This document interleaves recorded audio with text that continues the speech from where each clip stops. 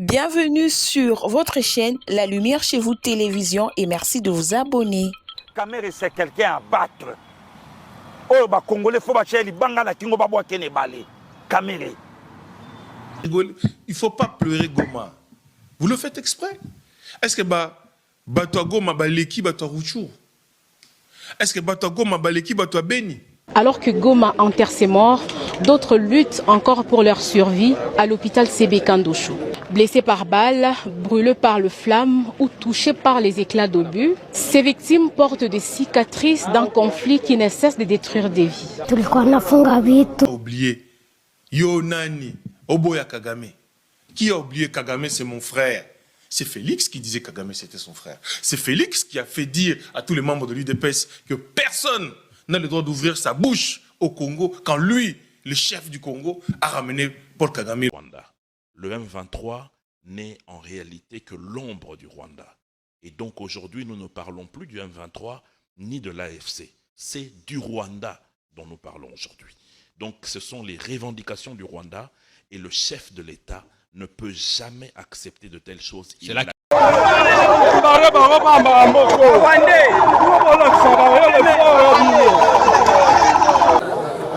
Abadou Monisco, Goma, Mario Poro, Goma, Kamabotudi, Banbeto, Monica Sai, Boachin, nous dînons tous les créneaux.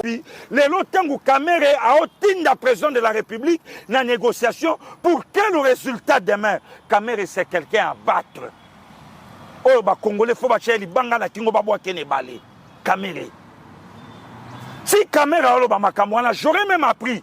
Bana ya Kamere, famille ya Kamere na poto. Na yokaki.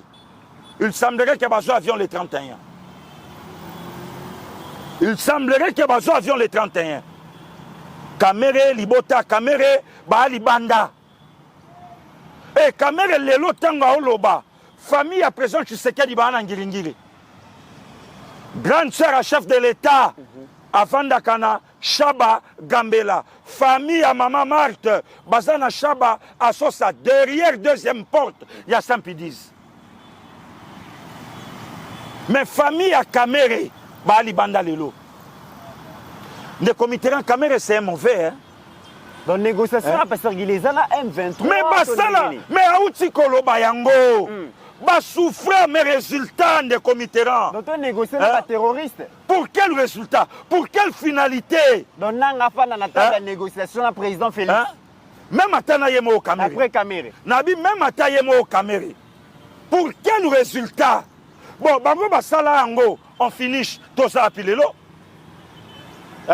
Atangi Batoala na Bango, Basala Yango n'époque à Kabila, tout ça wapi lelo, na Oyo Bango Basala, comme ça et servir, président Tshisekedi d'un exemple. Talanga na Salarango, et même Kabiso boye. Donc Kamera a démobilisé, pression au peuple à Matissa, Kamera a démobilisé.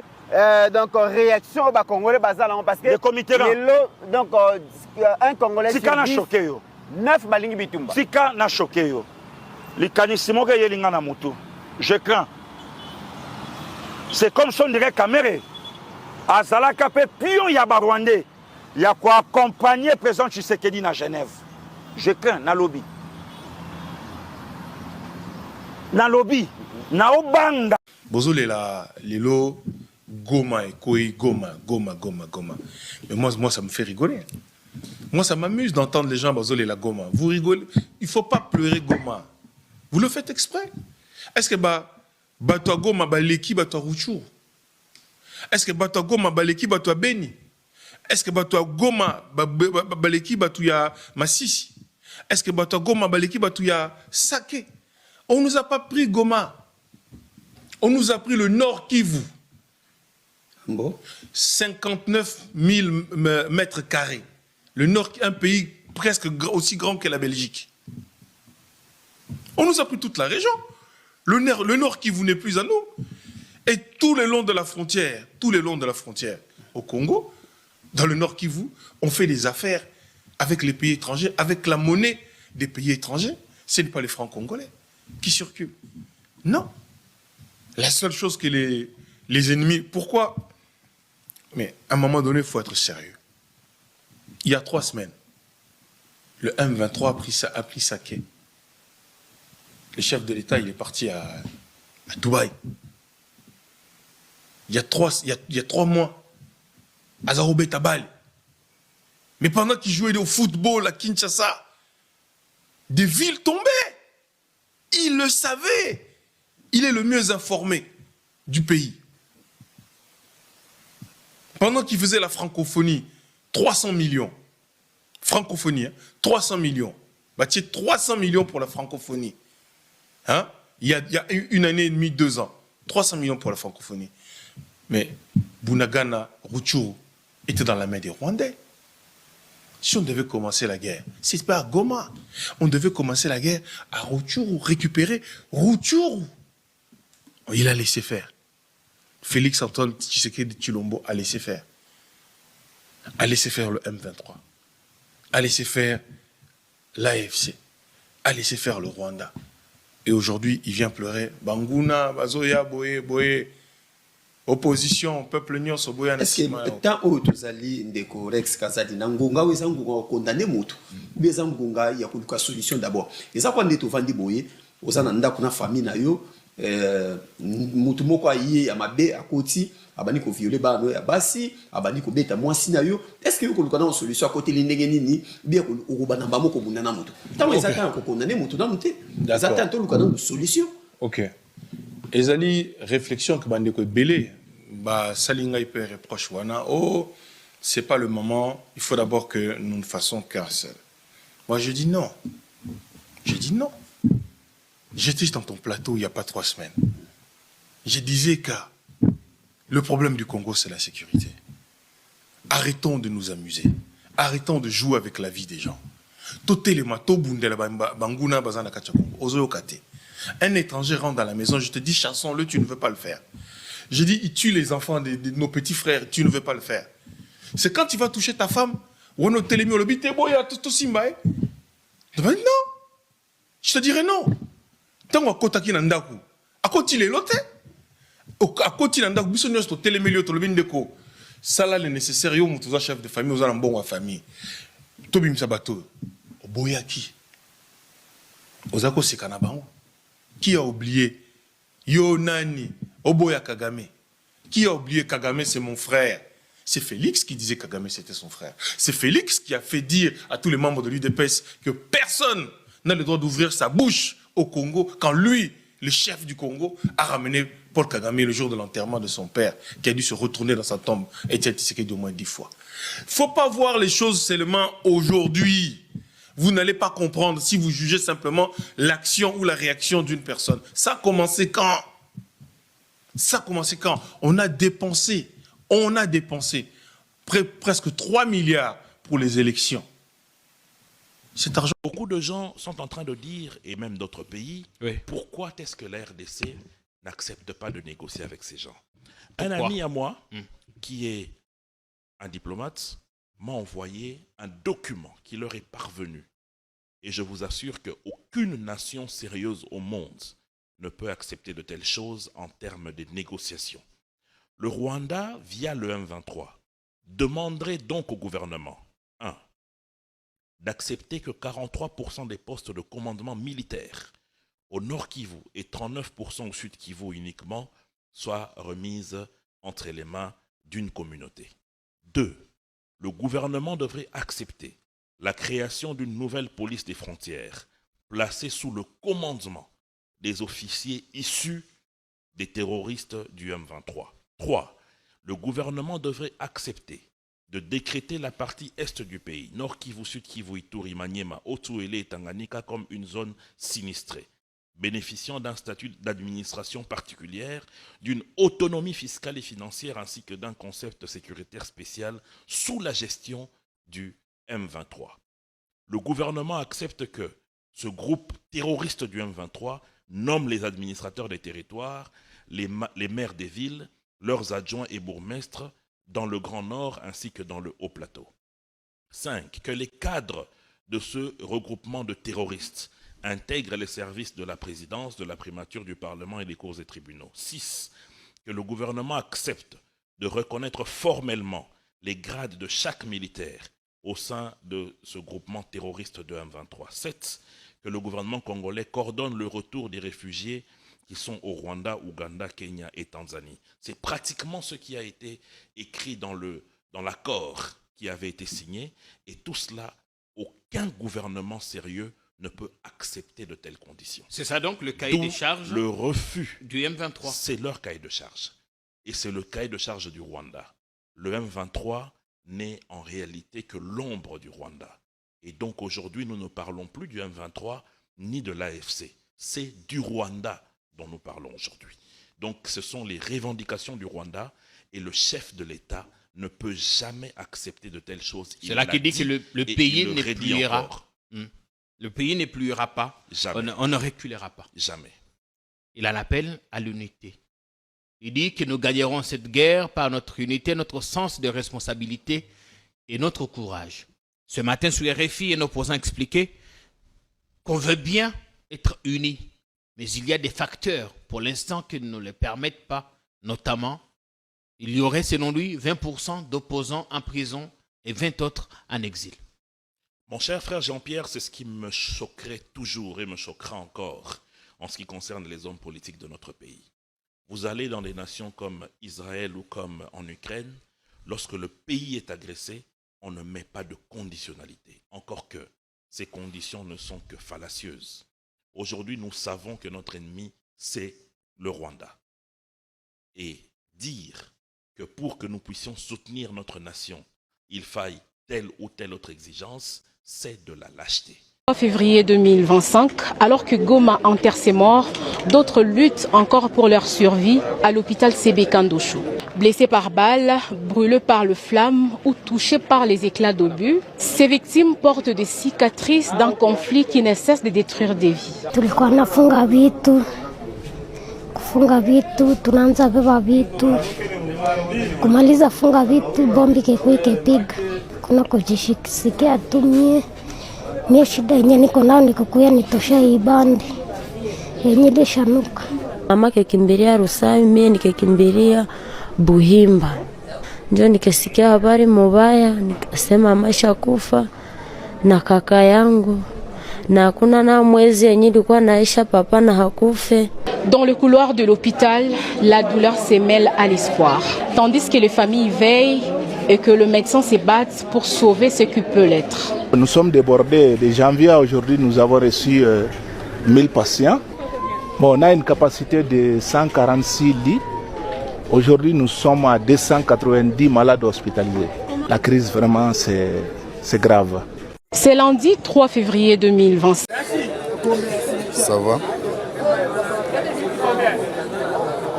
Abadudi Monisco, Mugoma, Marioporo, Goma, Kamabutudi, Banabeta Mone Kasai, Boachin, Nugini Telekerani. Angela Banaben, Mushul Gibasong, Banaben Bakangakana, Duta Tuku Jakupol, Denika Machumu, would you pay you Mutelekerani?